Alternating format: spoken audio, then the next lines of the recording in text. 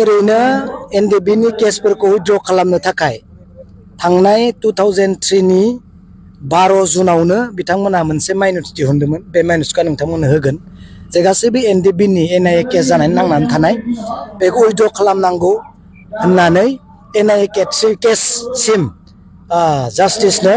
Justice मोननो थाखाय लिरनानै हरगोन होननानै बिथांमोना माइनस दिहुनदोंमोन। बे माइनसखौ नोंथांमोननो होगोन, खिन्थु दिनैसिमबो केस उइथड्र खालामाखै। खोथाखौथ' बुंलांनाय गोजाननि खौरां, लिरनानै दिहुननाय माइनसखौनो दिनै बिथांमोना मावफुङाखै। जे एनआइए केस नांनानै थानाय जेसेबां एक्स एनडिएफअफोर दङ बिसोरनि केसखौ उइथड्र खालामनाय जागोन, लाइजाम हरनाय जागोन, आर'जलाइ हरनाय जागोन होनना लिरनायानो दङ माइनसआव। जोंहा सिएम दङ, बिटिसिनि दैदेनगिरिफोर दङ, बेखौनो मावफुङाखै। बुंनायखौलाय मा फोथायनो। इएम राकेश ब्रह्म आरो रन्जित बसुमतारिनि सायाव आङो राकेश सार बिथांनि सोमोन्दै बेयाव बुङा। आङो बिथांनि समस्थियाव थांनानै बुंहैगोन। नाथाय आं मोनसे खोथाखौ बुंगोन, जोंहा रन्जित इएमनि सायाव बिथांनि सायाव आं बुंगोन, नोंथांमोना रन्जित सिं डाकुनि सिनेमाखौ नुबाय दा? पुरुना भिडिअ आंखौला मिथिगौ। रन्जित सिं डाकु होननाय फिल्म गैयामोनबा? रन्जित सिं डाकुआ रायजोफोरजों होसो जायो, नङा होमबा? फिल्माव रायजोखौ अयनाय खालामनायनि थाखाय, रायजोखौ थगायनायनि थाखाय, रायजोखौ बुथारनायनि थाखाय फिल्माव रन्जित सिं डाकुआ लास्टाव होसोनानै बुख्रुब जायो, बुथार जायो।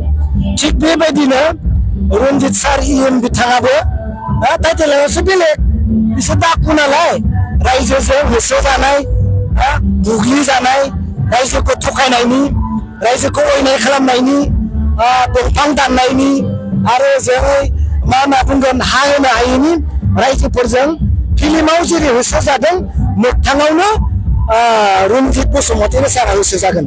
फिल्मावसो रन्जित डाकुखौ होसो जादोंमोन ना आगोल, एबा मोगथाङावनो रन्जित सिं डाकुआ जेरै होसो जादों बिदिनो रन्जित बसुमतारी सार बिथाङा होसो जागोन। बेनिफ्राय बोसोरबा लायोबा 2008 बे बोसोरबायाव बिथांमोना मा खामानि मावदोंमोन आरो 2020 निफ्राय 2025 सिम जों मा खामानि मावदों बिनि हिसाबखौ आं साननैसो उनाव होनो थांगासिनो दङ। अब्लानियानो स्पष्ट जागोन जे बिथांमोननि इमप्लिमेन्टेसना बेसे जादोंमोन, जोंनिया बेसे जाखो।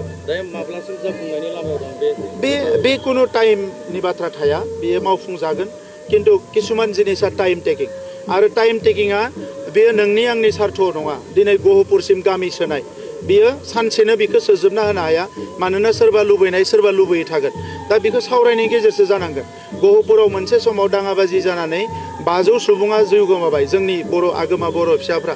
दिनै जों माबा मोनसे खामानि मावनो थांनानै माबा मोनसे थासारि जानायखौ जों मालाबाबो लुबैया। दा नंखायनो गासिबो जिनिसखौ बिक्रम दैमारिनि बायदि जानाय नङा। हारिनि मानसिफोरा माबायदिबा लाब जागोन, बर' फरायसा आफाद, बर' थुनलाइ आफाद, बर'नि माहारि आफादफ्रा माबायदि सानदों, सानसुमैफ्रा माबायदि सानदों, बेबायदिसो थांगोन। दा नंखायनो बिक्रम दैमारिया दिनै पावाराव फैनांगौखाय प्रमद बर'खौ रायगासिनो दङ। प्रमद बर'खौ रायबानो बिथाङा पावाराव फैगोन होनना सानदों।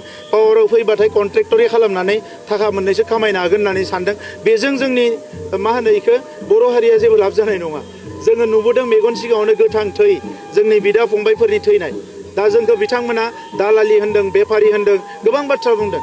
बुंनो हायो राजखान्थि सार्थ, नाथाय हारिनि थाखाय जोङो 30 इयार्स मोनफ्रोमबो समाव मोनफ्रोम मुहुर्त मोनसे बिन्दो, मोनसे खोथाखौ जोङो सिरियासलि नायबोदों।